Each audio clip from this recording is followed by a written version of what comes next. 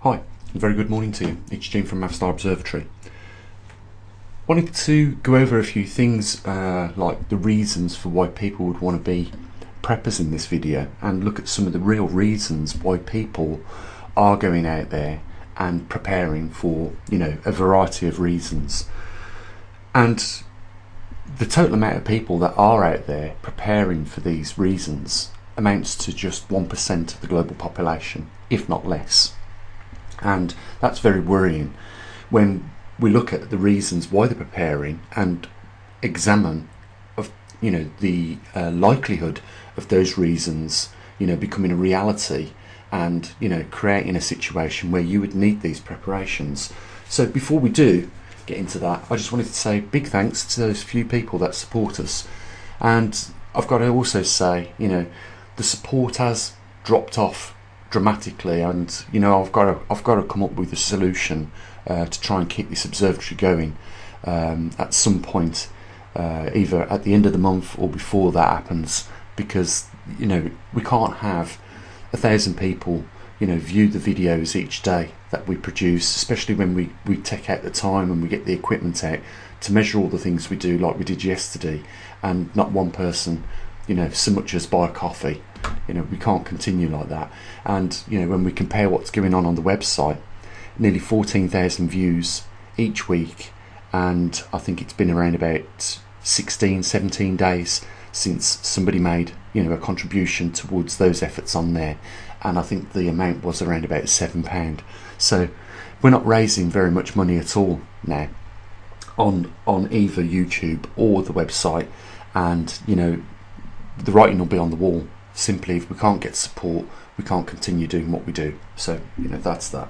So looking at some of the reasons then why people are preparing for such times, like you'll hear sometimes mentioned end times in the Bible, the prophecy. That's one of the reasons. But we fall in a time period where there's a lot going on. There is a serious risk of an economic collapse happening, not just to one country but globally. We are seeing food shortages, crop failures around the world due to climate change, and there's also logistic problems now which are starting to open up in the cracks and form deep fissures, which is dangerous territory. But then we also have the grid down scenario, which could be caused by a CME, or another real risk now is just over demand for it. They're trying to push us all to have these electric vehicles, and for some people it's just not feasible anyhow. I mean, can you imagine everybody in New York owning electric vehicles? How would they charge them up? So you've also got social collapse, where people are just too tired now at this point of the governments that are running the world the way they are, and they're sick of the corruption. They're sick of 0.5% of the world's population owning more than half of the world's population. And then of course we've got other things like World War III, the possibilities. But when we all these things we could easily look into within great detail and see that there is real risks involved. World War III, well, but they're threatening right now China to invade Taiwan, which is a democratic country apparently, and it will start a World War III if they do that. But President Xi has said he will do that at some point, and that is why he's building his armies up. So even with the scenario of a World War III happening, it's real, and this doesn't build any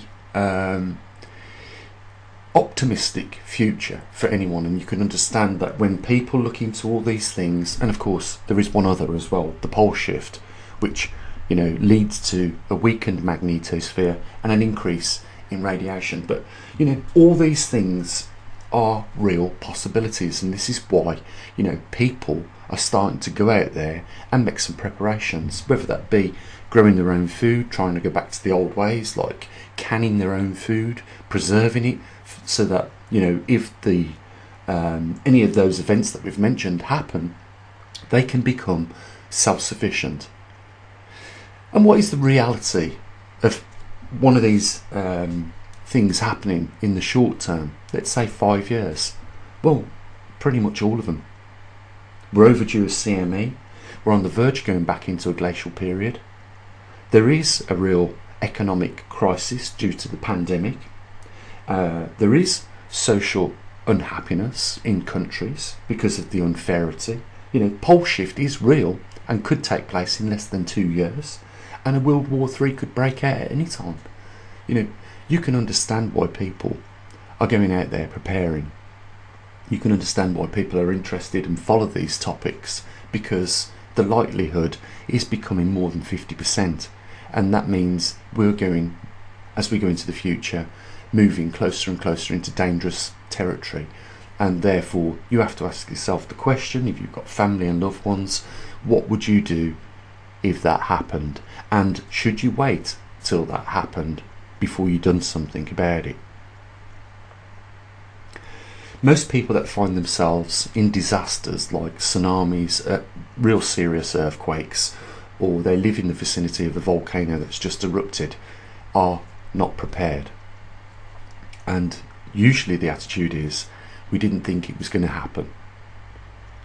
But they find themselves with all their belongings gone in the blink of an eye, and no provisions set aside so that they can overcome, or at least do better off at that point in time.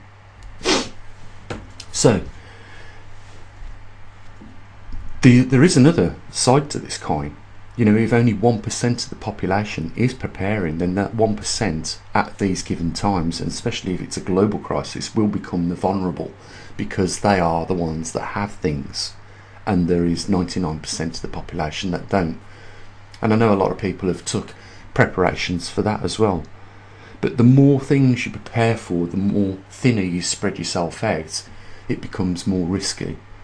And for a lot of people, they just simply don't have the funds to make preparations. For a lot of people, they are just getting by daily. For a lot of people, they're too old to make preparations, and they're prepared just to ride out the storm as it happens. We really do, when you think about all these things, face very dire future prospects. And the more hardships that go on from this point on out, and it's going to happen, I guarantee you that, and I've explained this before, but I'll just briefly explain with regards to the economic collapse and social collapse. We're living in a point in time where the acceleration of technology is just zooming along, and the only way you're going to be able to get on in business in the future is if you are mechanised, which means you've got to have some form of technology replacing labour. And this is a real sad thing, because we are openly seeing this in supermarkets where you've got yourself serve cashiers, and the real cashiers are just a couple now. We're wiping out jobs at an alarming rate, probably at the same rate as what we're creating technology. So we face a problem. We live in a capital system where it requires money to trade, and at some point there is going to be more people. Well, I think we're already closing on that border where more than most can just barely about to get by each month, and there is no surplus cash, and they start to feel like slaves. They're working all this time. Yes, they are getting money, but they're having to pay it out just to stay in the system and just to avoid penalties. There's something seriously wrong with the way we are moving forward as a species. And, you can understand for that reason why people worry about all these things, and a few of those people prepare and put some preparations aside.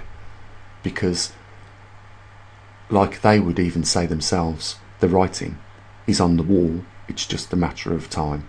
It's not a matter of if it's going to happen, it's just a matter of when it's going to happen. There has been some serious and consequential mistakes made by global politicians. They've completely overlooked things like pole shift and focused on corruption and put all their eggs in the one basket in CO2, causing climate change. They've given disregard to nature completely, and it's all now blamed on humans. You know, we can see the train on the track approaching us, some of us.